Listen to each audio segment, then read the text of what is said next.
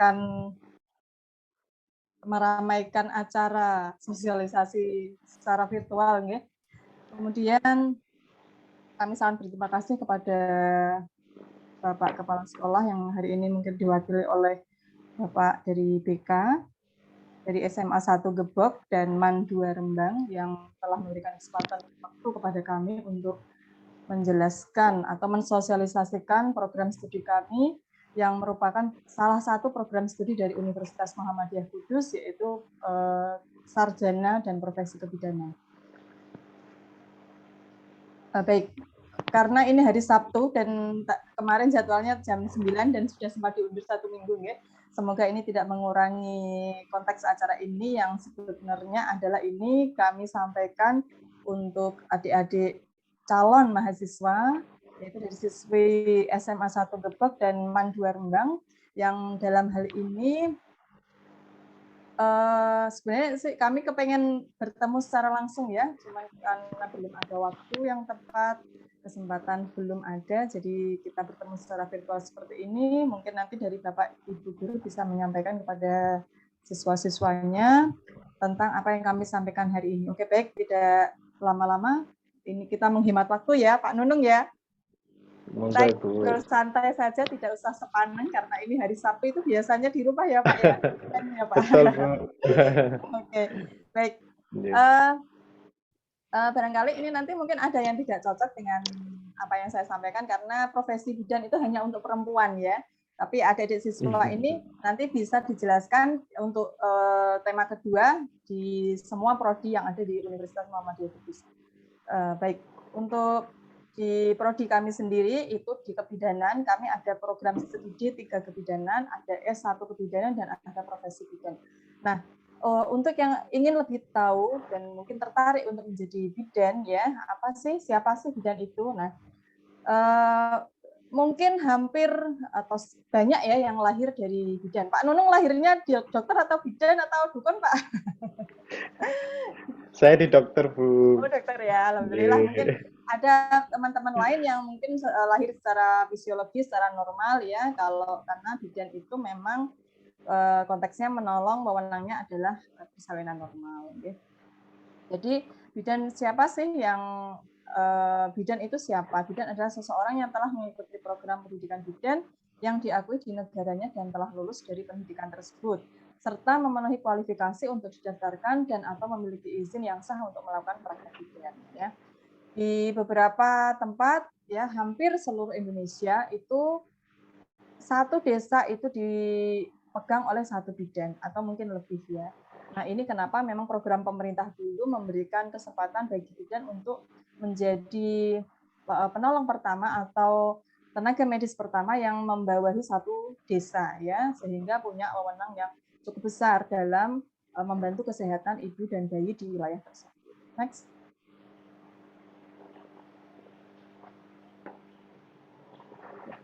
Kenapa memilih bidan sebagai tenaga penolong persalinan?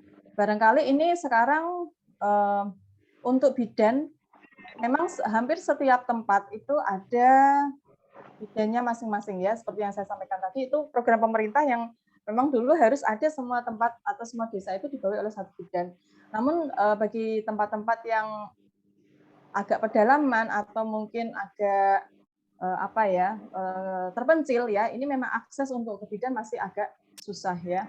Nah, untuk profesi bidan ini memang hanya perempuan saja yang ada di profesi ini, ya. Jadi kalau adik-adik laki-laki berminat ini tidak bisa, ya, karena hanya perempuan yang bisa menjadi bidan. Itu sudah diatur dari undang-undangnya, kemudian dari legal etisnya dan lain sebagainya.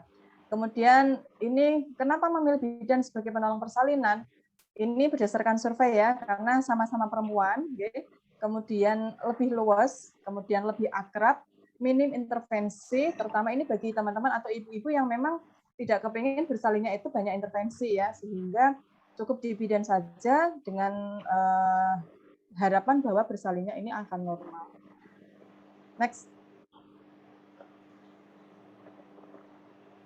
Nah, mengenal lebih lanjut profesi bidan yang ada di Indonesia, mungkin di beberapa negara, ya, ini hanya just to know aja, bahwa di beberapa negara ini bidan itu lebih melekat kepada profesi yang lain seperti perawat. Jadi perawat midwife ya, midwife nurse ya, nurse midwife. Jadi kalau di negara kita ini memang dia berdiri sendiri sebagai profesi sendiri, tetapi di negara lain ada yang memang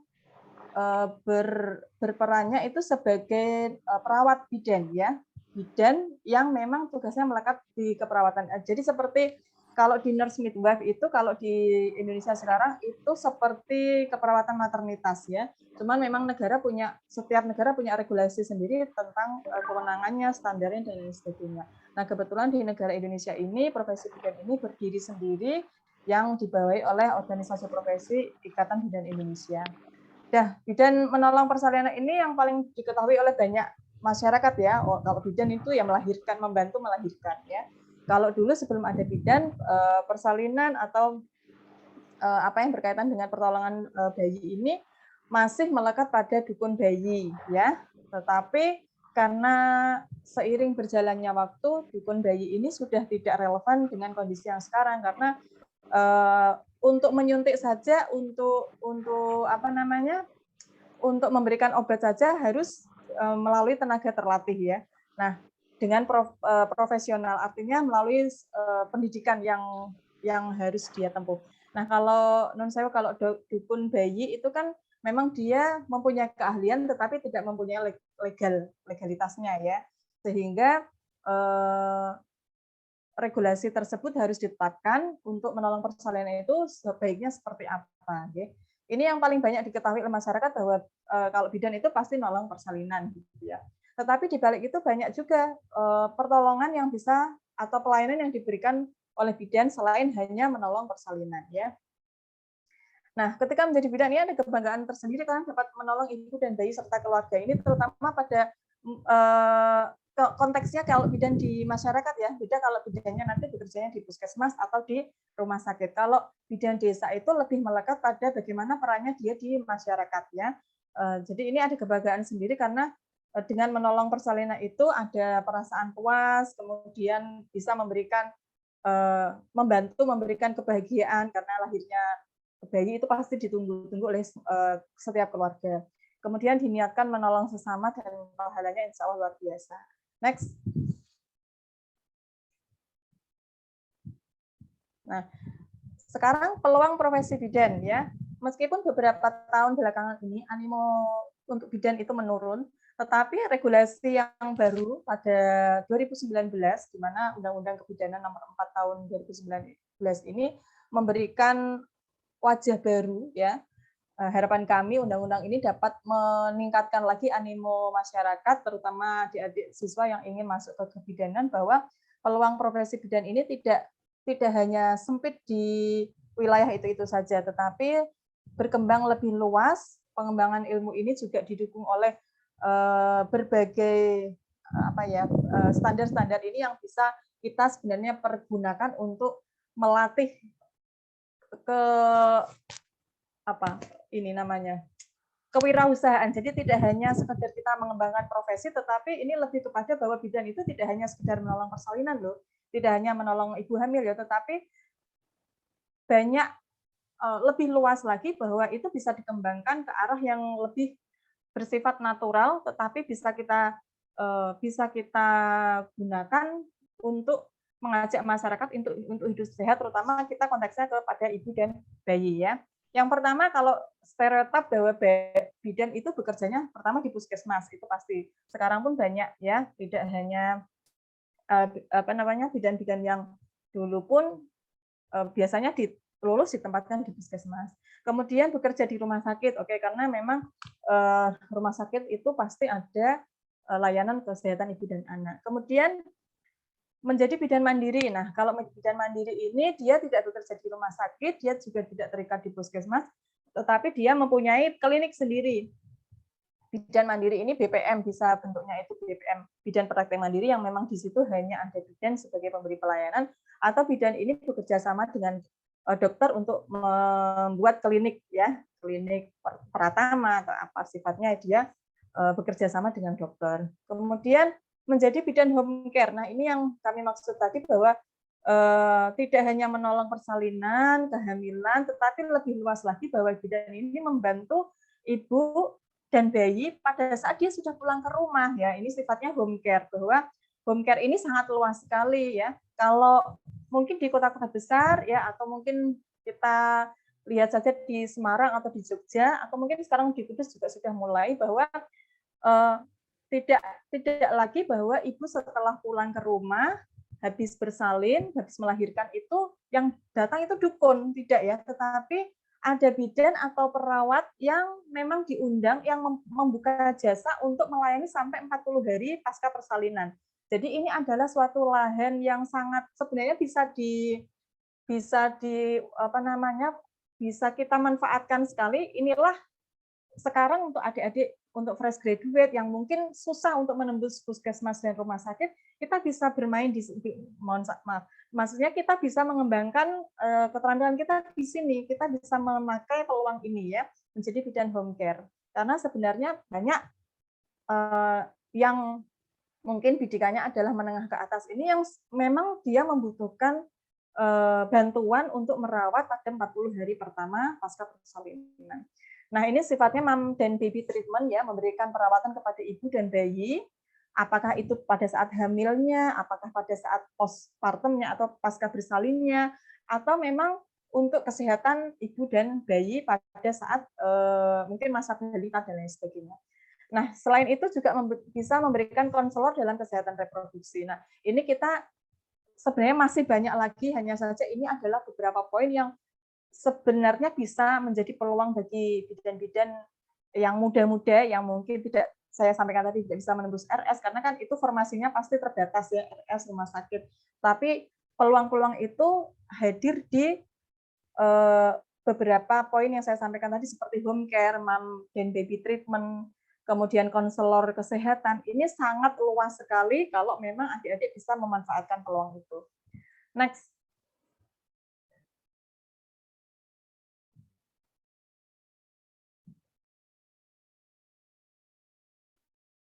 Ini karena tidak ada adik siswanya, tidak ada yang tanya ya Pak? Biasanya langsung Bu, atau ya, kalau ada sesi khusus nih? Kalau ada langsung kan lebih enak ya, maksudnya. Oh gitu ya. Oke boleh. Monggo, monggo para peserta kalau misalnya ada yang ditanyakan ini. Memang menarik sekali sebetulnya Bu, profesi bidan ini. Saya di Jogja beberapa kali menemukan mom and baby care, terus kemudian ada baby spa. Nah ini kan ya, betul. Iya benar, menarik sekali memang.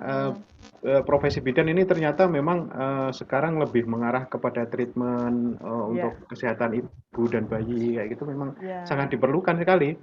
Saya jadi ingat ketika saya masih punya anak bayi dulu Bu, saya yang merawat sendiri Bu, saya yang memandikan kayak gitu. Kan mengkhawatirkan kalau saya tidak punya profesi. Ya, karena dipegang bukan ahlinya ya Pak. Betul sekali. Pak Nunung ini megang teknik, sekarang megang bayi kan. Baik Pak Nunung, itu pengalaman pribadi Pak Nunung yang sebenarnya banyak sekali yang mengalami seperti itu. Apalagi sekarang untuk keluarga muda, bapak dan ibunya bekerja, nah ini adalah sebuah peluang yang sangat bagus untuk tidak hanya bidan ya, sebenarnya perawat juga bisa, namun kalau kesehatan ibu dan anak itu lebih mengarah ke bidan. Nah ini sebenarnya peluang bagus sekali, karena di Jogja itu range non sewu, kalau kita berbicara tentang harga, range harganya itu kalau paket sampai 2 minggu postpartum, 2 minggu pasca persalinan, itu bisa angkanya bisa lumayan ya Pak. Ya, wow, menarik sekali. Menarik sekali. Dan kalau kita memanfaatkan hal itu, saya rasa tidak harus nanti lulus jadi PNS, bisa nggak ya? Nah, itu tidak mengarah ke sana lagi. Jadi PNS itu bonus lah kalau memang ada kesempatan. Tetapi kalau tidak ada pun, kita bisa memanfaatkan kesempatan yang lain di hal-hal yang saya sampaikan tadi. Oke. Nah, itu adalah peluang kerja yang bisa dimanfaatkan ya, kesempatan-kesempatan atau masa depan ya sebenarnya yang bisa dimanfaatkan oleh profesi bidan. Nah, bagaimana untuk mencapai peluang tersebut? Kita kalau bidan itu sekolahnya harus bagaimana? Nah, ini gambaran. Kalau dari adik siswa SMA perempuan ya yang memang berminat untuk menjadi profesi ya bidan, untuk menjadi bidan ya. Yang pertama kalau ingin masuk ke diploma 3 bisa. Jadi dari SMA kemudian masuknya ke D3 ya, jalur vokasi. ditempuh dalam 3 tahun. Atau sekarang karena regulasinya berubah, tidak harus D3 dulu, langsung mendaftar ke yang S1 dengan setelah SMA ya Pak ya. Dan juga bisa kalau memang dari SMA dulu sudah D3, kemudian mau transfer di S1 hanya nambah sekitar 1 sampai 1,5 tahun ya. Kemudian setelah itu, nah sekarang regulasi terbarunya harus masuk ke profesi bidan. Kalau dulu dari D3 bidan saja sudah cukup atau D4 sudah cukup, tetapi sekarang regulasi itu berubah, maka setelah S1 harus profesi baru bisa mendapatkan STR ya, surat STR itu untuk izin ya. Tetapi sekali lagi ini kita tambah dengan mengikuti pelatihan dan peminatan yang lebih bagus ini tambahan ya, kalau memang ingin mengembangkan ilmu yang lebih luas seperti tadi misalnya sudah dapat ilmu baby spa-nya, sudah dapat ilmu treatment mom-nya, tetapi tidak bisa melakukan marketingnya. Nah, ini bolehlah kita mengikuti pelatihan peminatan, misalnya bagaimana manajemen untuk baby spa itu ya. Kalau tidak bisa memanage kan non sewu, kadang-kadang tidak bisa mencari pasarnya yang tepat ya Pak ya.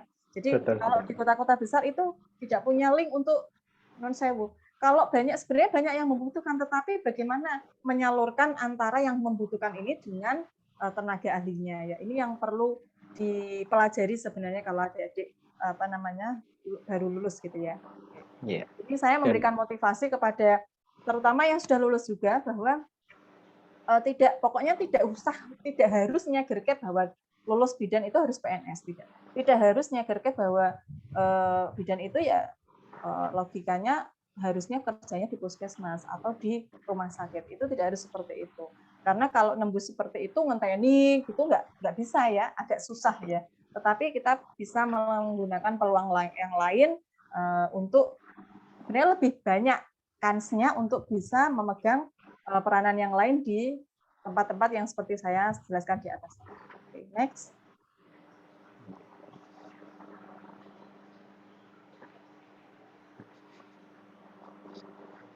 Dan untuk melatih menjadi marketing kayak gitu berwirausaha di UMKU sudah banyak sekali dosen yang siap untuk mengajari bagaimana menjadi seorang entrepreneur gitu ya Bu ya. Ya betul. Jadi karena kita sekarang banyak disiplin ilmu itu kita lebih bisa banyak belajar sebenarnya. Jadi saya biasa belajar di prodi yang lain kan sekarang juga banyak sekali webinar-webinar yang menyampaikan bagaimana pemasaran online itu bagaimana, kemudian kita memanage itu bagaimana ya. Kalau tertarik dengan kebidanan ya, profesi bidan ini seperti yang saya sampaikan di atas bahwa peluangnya sebenarnya luas sekali ya. Jadi tidak hanya bergantung kepada formasi CPNS atau formasi penerimaan di puskesmas atau rumah sakit ya. Ini sangat sayang sekali kalau hanya kita mindset-nya hanya seperti itu. Tapi bahwa profesi bidan ini bisa berkembang lebih luas, bisa memanfaatkan sekarang itu tadi seperti yang saya sampaikan ya, Pak Nunung juga mengalami ya Pak ya, bahwa kalau tidak dari orang kesehatan merawat bayi itu, waduh, ya. Nah itu kita bisa manfaatkan karena sekarang dukun juga sudah mulai jarang ya.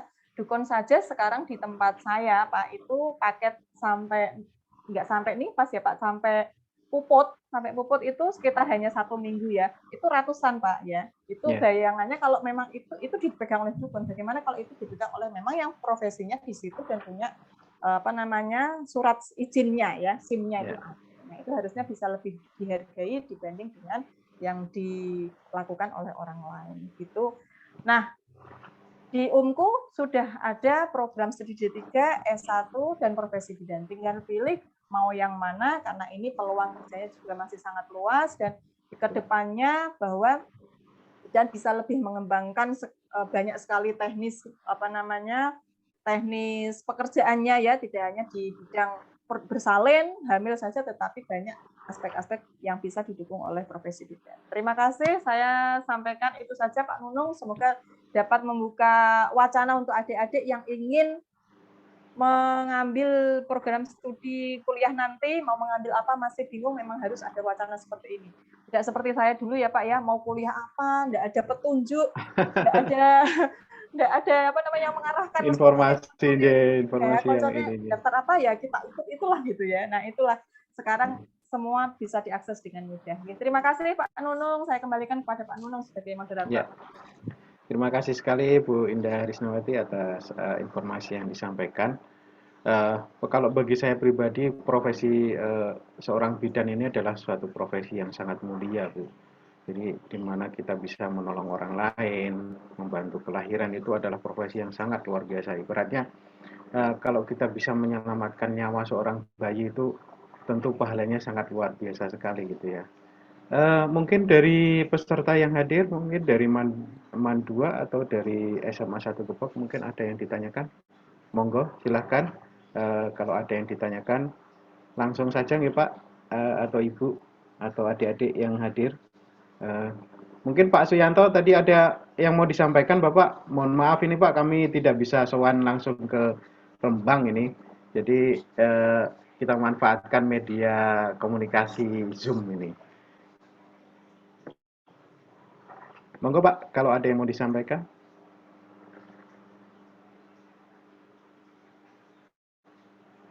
Oh, baru di kendaraan ya? Oh, masih di mute ini Pak.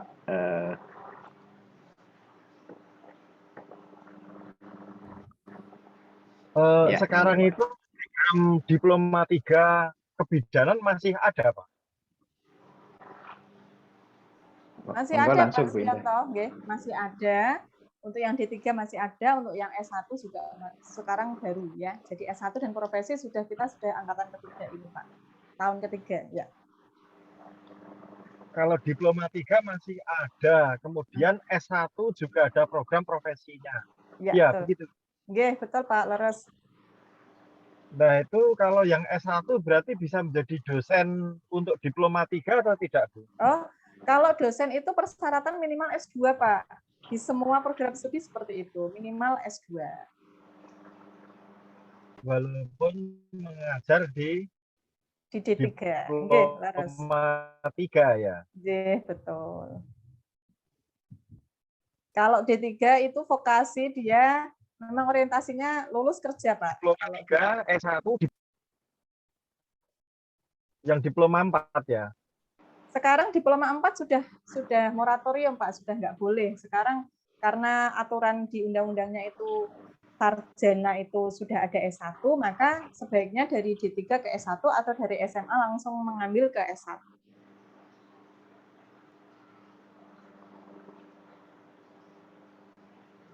Halo?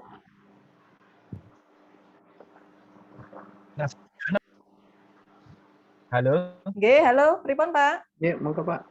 Kalau S1 sebenarnya ilmu kebidanan ya? Iya, sami, sarjana kebidanan. Hanya saja kan sekarang regulasinya misalnya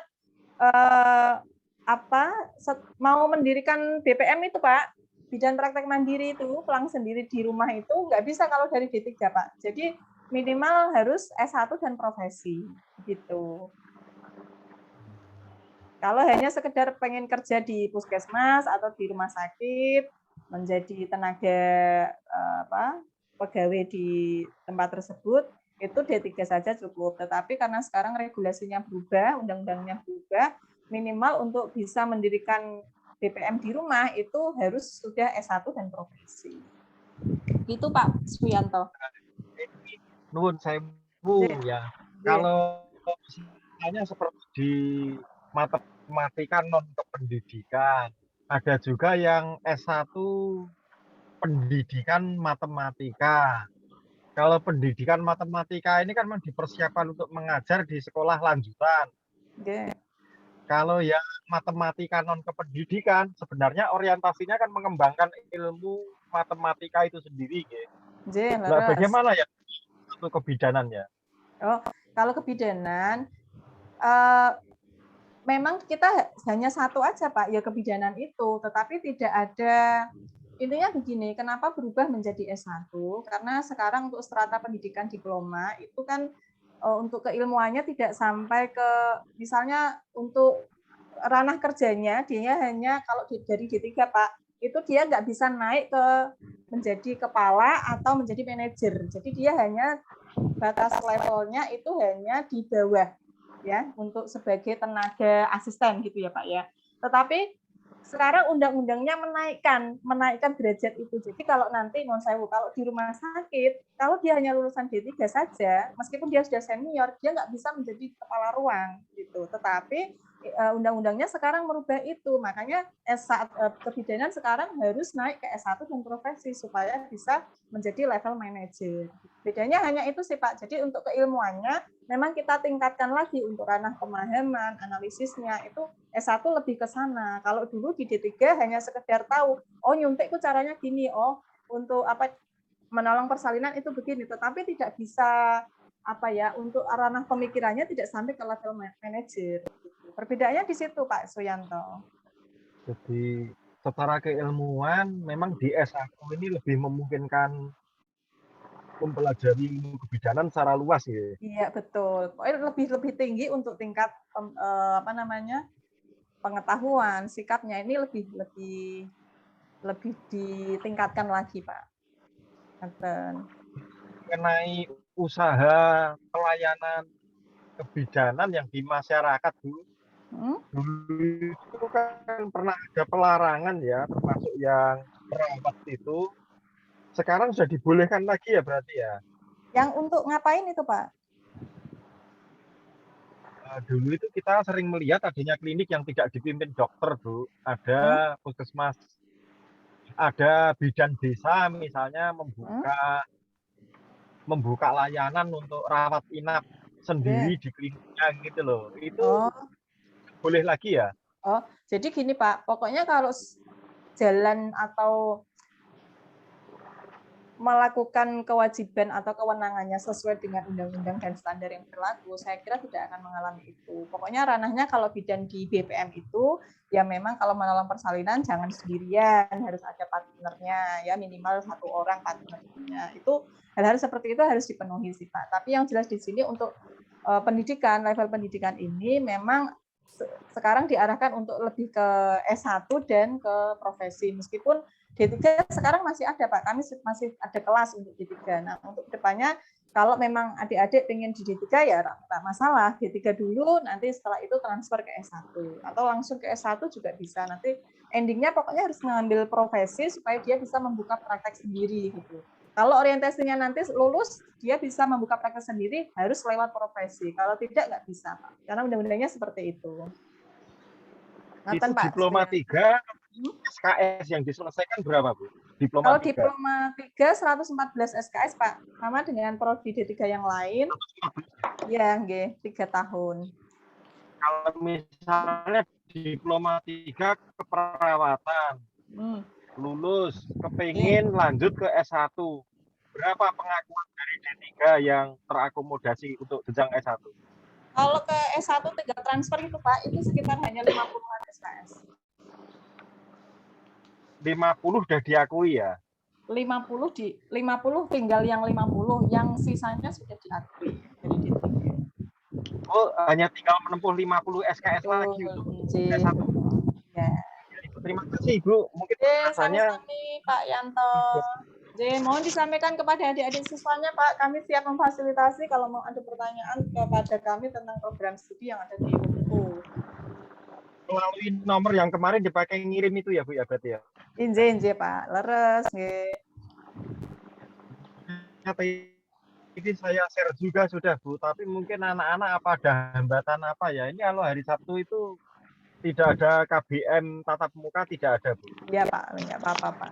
Lagi Pak, hambatan liburan. Sebenarnya mau mendaftar atau tidak, sebenarnya kalau punya wawasan kan kita enak juga Bu mengarahkan ke anak. Itulah gunanya acara ini Pak, untuk membuka wawasan adik-adik siswa. Ya sebenarnya kalau memilih dengan pengetahuan itu kan ya enak juga kitanya. Jadi terima kasih ya Bu ya informasinya ya. Oke, sami-sami Pak Suyanto. Baik, terima kasih Pak Suyanto atas pertanyaannya. Semoga nanti adik-adik di MAN 2 Rembang ini bisa mendapat informasi lebih banyak lagi ya tentang S1 kebidanan di UNPU. Nanti bisa menghubungi kami atau bisa menghubungi nomor yang sudah menghubungi Bapak selama ini gitu ya. Iya, atau mungkin Pak. Pak.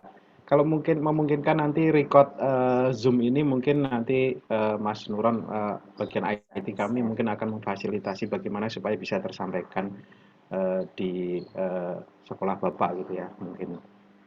Ya Pak. Yeah. Iya Pak, boleh. Oke. Yeah. Yeah. Kalau Nanti rekamannya, nanti kami koordinasikan Pak. Yeah. Ya, tolong diberikan rekamannya Pak. Siap. Yeah. Insya Allah Pak, insya Allah. Anak di Mandua Rembang juga ya.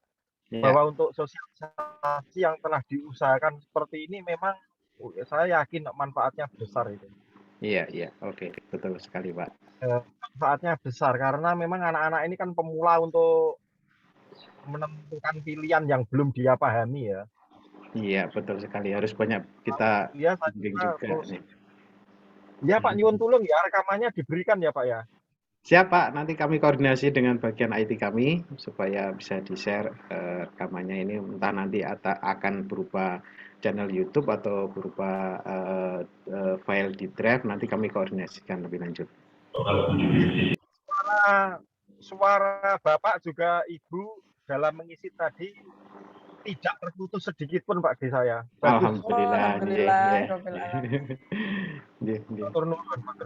Sami-sami Pak Yanto. Sami-sami Pak Yanto. Monggo kalau mau melanjutkan perjalanan Pak. Luar biasa nih Pak Yanto. Orang Pak ini.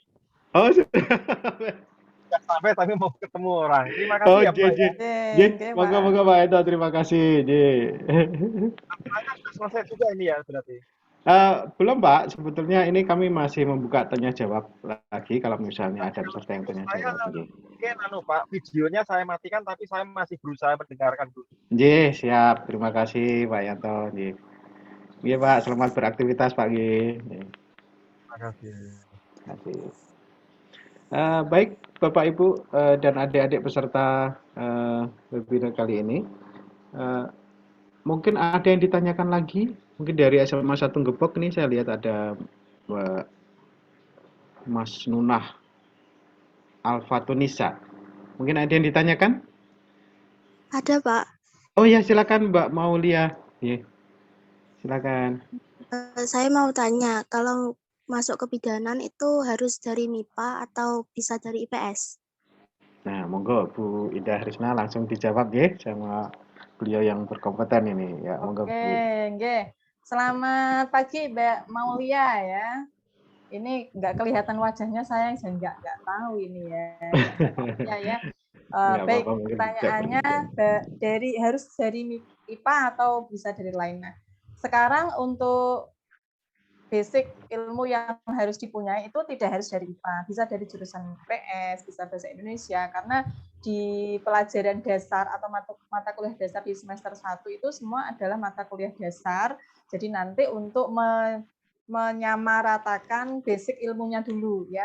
Jadi mungkin memang kalau dari IPA lebih mudah, kalau dari IPS mungkin harus ada penyesuaian. Tapi tidak masalah karena di semester 1 dan 2 itu adalah semester dasar. Nanti adik-adik yang mungkin belum dari IPA itu masih bisa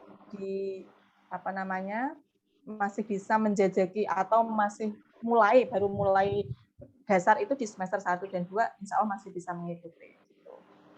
Kira-kira seperti itu, karena pengalaman sebelumnya tidak hanya dari IPA, dari IPS pun bisa, dan itu tidak selalu dari IPA itu pasti lebih pintar, itu tidak, karena semua itu basicnya kan di semester 1 dan 2. Artinya nanti semester 3 itu sudah start semuanya sama gitu ya, semuanya sama. Tergantung adiknya belajar apa tidak. Sebenarnya itu sih. Jadi kalau sudah suka, biasanya dia akan lebih berminat untuk mempelajarinya. Tetapi kalau dari awal sudah nggak suka, mau dari jurusan apapun nanti tidak akan klik gitu ya. Sebenarnya seperti itu. Sama di teknik juga begitu ya Pak Nunung ya? Sama Bu, betul sekali. Bahkan di saya juga tidak menutup dari IPA maupun IPS. Bahkan ada kemarin mahasiswa kami dari jurusan bahasa Bu. Oh iya.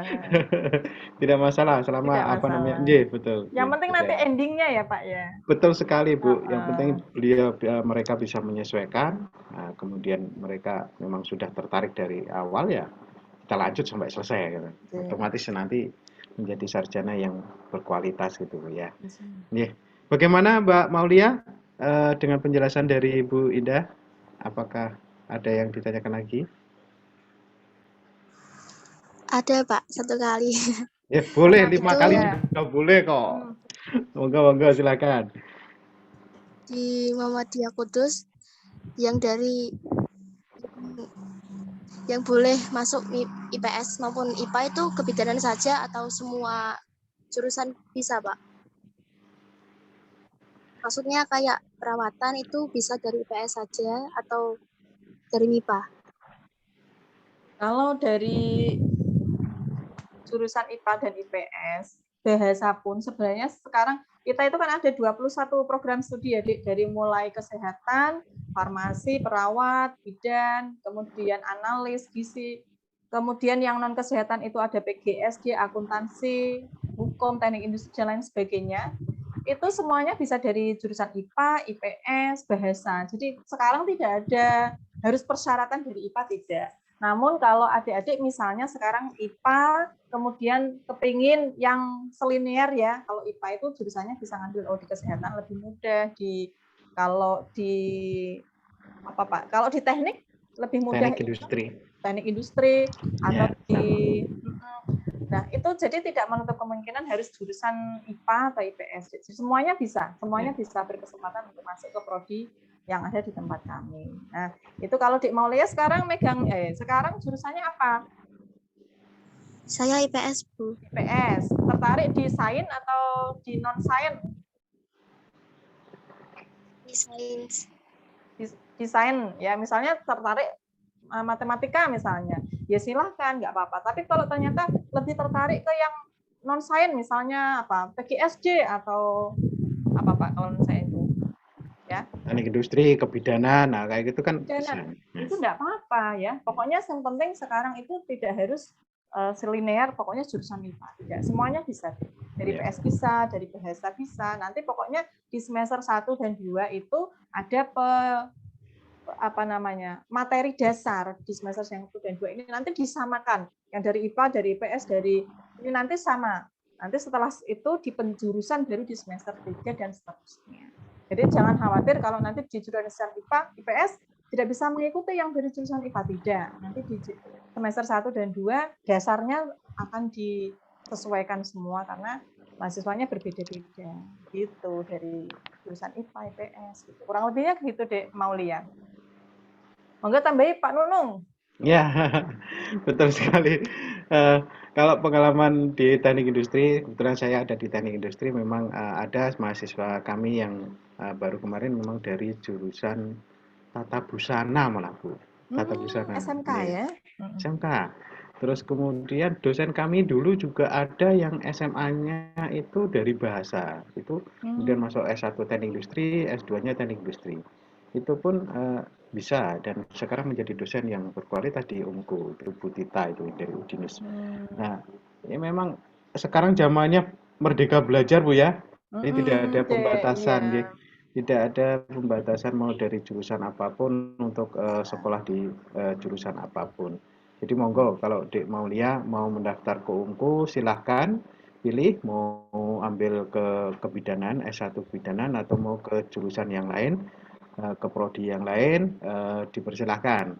Pokoknya kita siap untuk membantu adik-adik meraih cita-citanya. Oke. Ada lagi Mbak Maulia, tadi kayaknya mau banyak pertanyaannya nih. Silahkan Dek Maulia.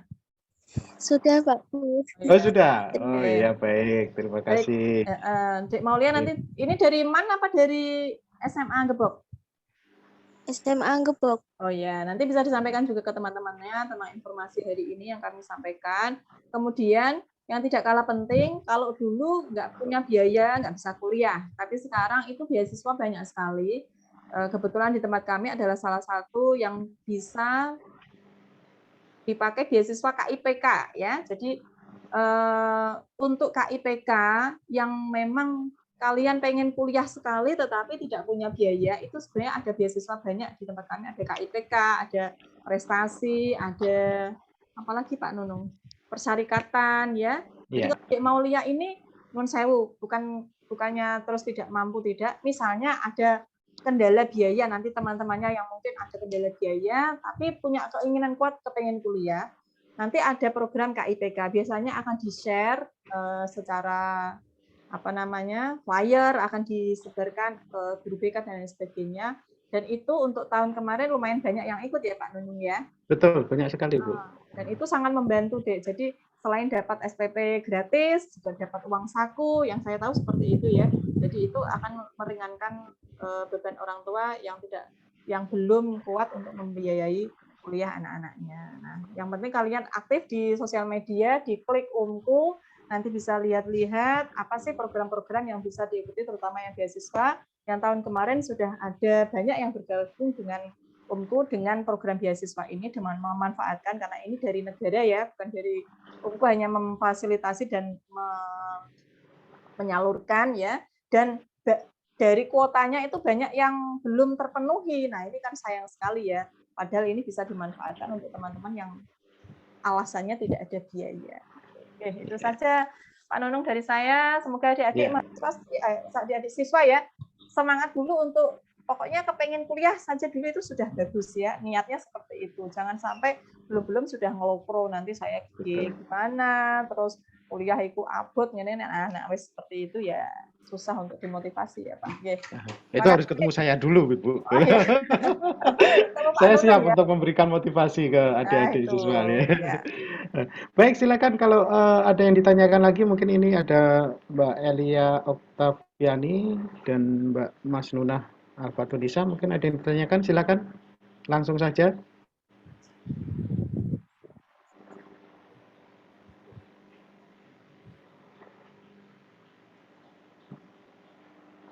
Baik, sudah pukul 10:03.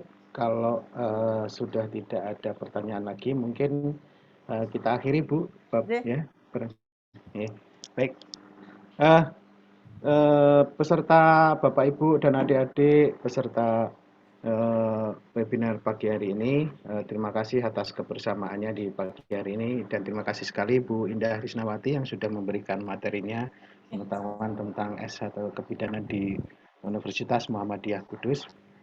Semoga acara kita ini bisa membuka wawasan semua peserta yang hadir, terutama bagi adik-adik calon mahasiswa yang memang berniat untuk kuliah di Universitas Muhammadiyah Kudus. Kita sangat welcome, sangat membuka tangan ya. Apapun nanti yang ditanyakan, insya Allah akan kita jawab semampu kita. Baik, saya selaku pembawa acara pada pagi hari ini, mohon maaf apabila ada kata-kata yang kurang berkenan. Dan terima kasih sekali lagi kami sampaikan kepada Bu Indah Riz, kepada Pak Yanto, dan kepada Mbak Maulia dan peserta yang lain.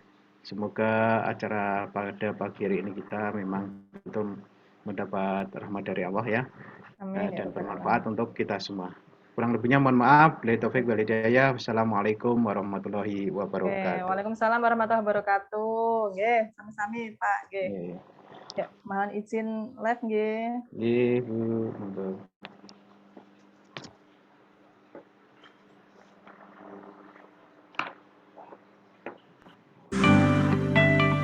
Universitas Muhammadiyah Kudus berada di Kota Kudus, Jawa Tengah. Bermula dari penyelenggaraan SPK, Sekolah Perawat Kesehatan tahun 1984. Kemudian di tahun 1998, SPK konversi menjadi Akademi Keperawatan Akper. Di tahun 2004, berubah bentuk menjadi Akademi Kesehatan Akes dengan penambahan Akademi Kebidanan.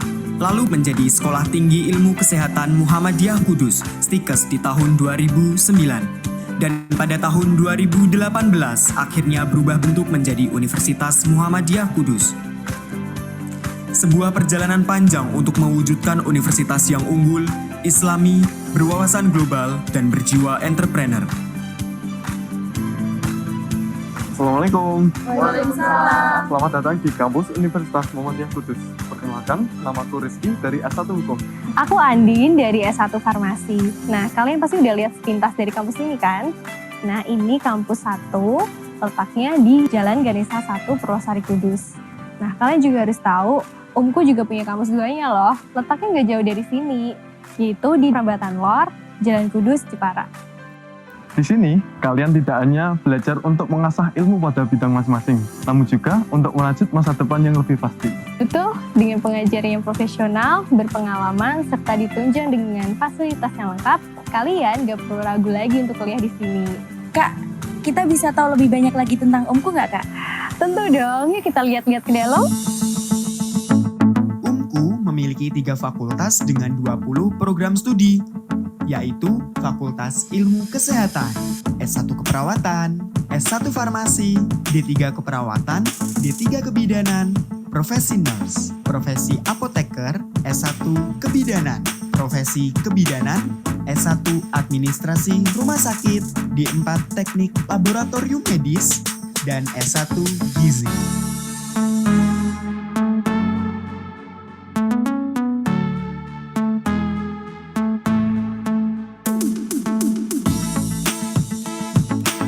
Ada juga Fakultas Sains dan Teknologi loh, yang terdiri dari S1 Matematika, S1 Ilmu Komputer, S1 Sistem Informasi, dan S1 Teknik Industri.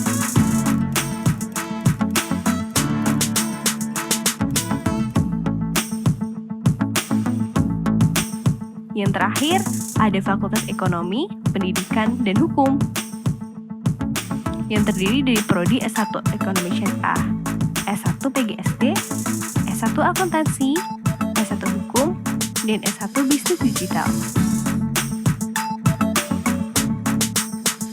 Bagi kalian yang belum tahu bagaimana laboratorium penunjang untuk praktikum di setiap prodi, di UMKU memiliki laboratorium farmasi, keperawatan, kebidanan, komputer, bahasa, dan lainnya.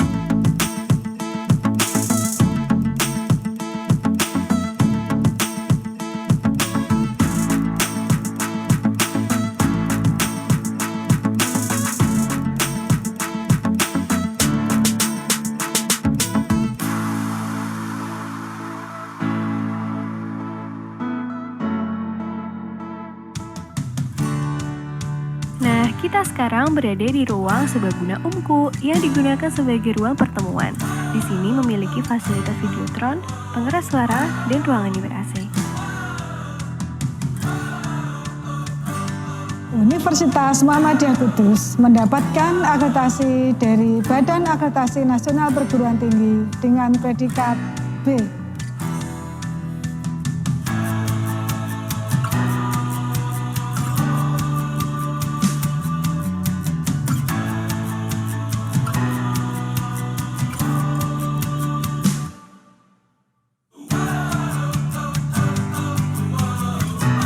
Dalam mempersiapkan masa depan kita, UMKU menjalin kerjasama baik di dalam maupun di luar negeri. Beberapa di antaranya, University Kebangsaan Malaysia, University Kuala Lumpur, Mahsa University, Dongseo University Korea, Wusuk University Korea, College of Pharmacy Taipei Medical University, College of Nursing Taipei Medical University, National Taipei Medical University of Nursing and Health Science, dan masih banyak lagi.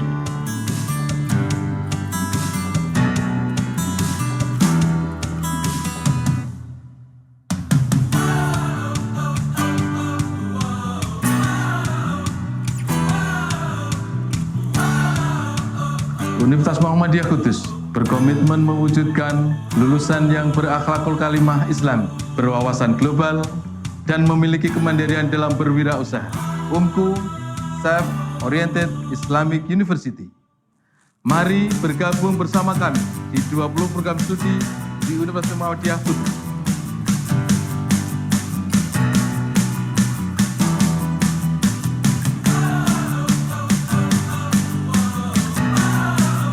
Prestasi mahasiswa UMKU cek.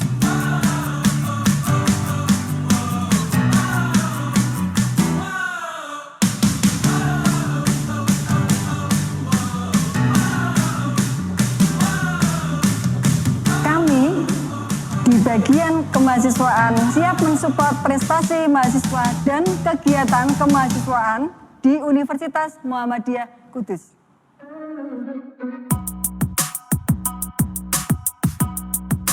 Kak, selain bisa mengikuti perkuliahan, di sini kita bisa berkegiatan apa lagi nih? Bisa dong, di UMKU kalian bisa berkegiatan dalam organisasi mahasiswa. yaitu di BEM dan IMM, serta unit kegiatan mahasiswa atau UKM lainnya.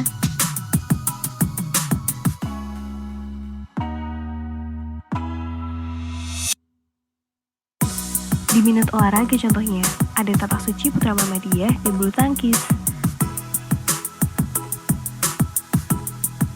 Dan untuk minat kesenian, ada teater, tari, serta paduan suara.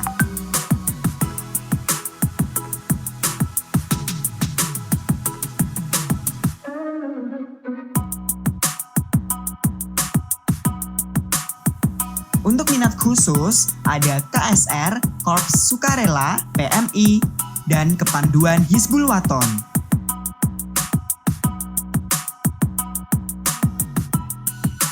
Oh iya guys, UMKU sekarang telah mempersiapkan gedung baru yang modern loh, tentunya dengan fasilitas-fasilitas yang lengkap. Untuk menjawab tantangan zaman, Universitas Muhammadiyah Kudus senantiasa meningkatkan pelayanan kepada masyarakat dan publik. Salah satu upaya adalah dengan menambahkan sarana dan prasarana yang ada. Convention Hall, Kampus 2, dan Gedung 13 lantai untuk mendukung dan mewujudkan visi misi Universitas Muhammadiyah Kudus, Global Entrepreneur Islam. Join with us.